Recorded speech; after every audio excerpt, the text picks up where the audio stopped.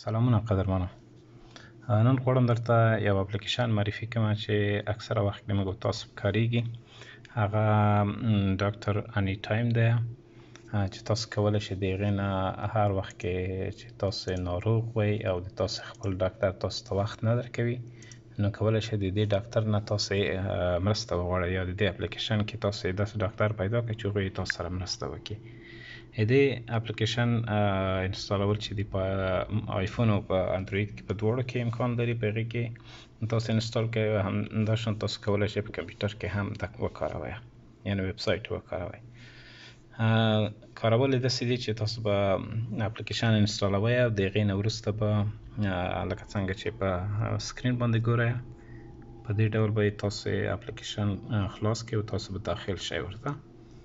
په دې کې لومړی به تاسو هغه برخه وټاکئ چې تاسو په دې برخه کې ډاکټر ته اړتیا لرئ. معمولا موږ تاسو د کورني ډاکټر ته ډیر ورځو، نو په هغې خاطر کولی شئ چې د کورني ډاکټر هغه ورته انتخاب کړئ، مثلا هایز ارتس، او خپل هغه ادرس ورته ولیکئ چې کوم ځای کې تاسو اوسیږئ، او یا کولی شئ اپ ته اجازه ورکړئ چې تاسو موجوده ادرس وکاروئ.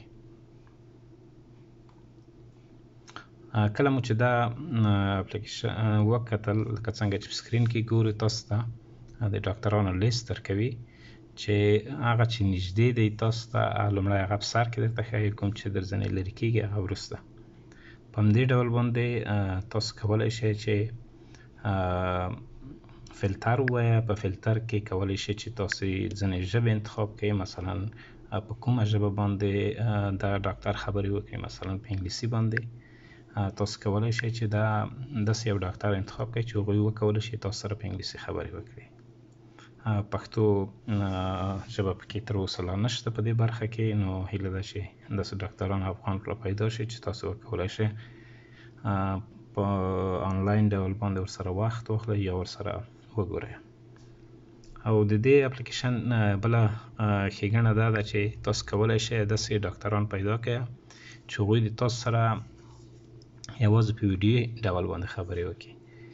دغه کسان چې دي چې دلته لیست کېږي دا هغه کورني ډاکټران دي چې تاسو کولی شئ په ویډیو ډول باندې ورسره وخت واخلئ او هغه ته یې ور نه شئ، کلینیک ته یې ور نه شئ، مستقیما د خپل موبایل د لارې نه تاسو ورسره ارتباط جوړ کړئ.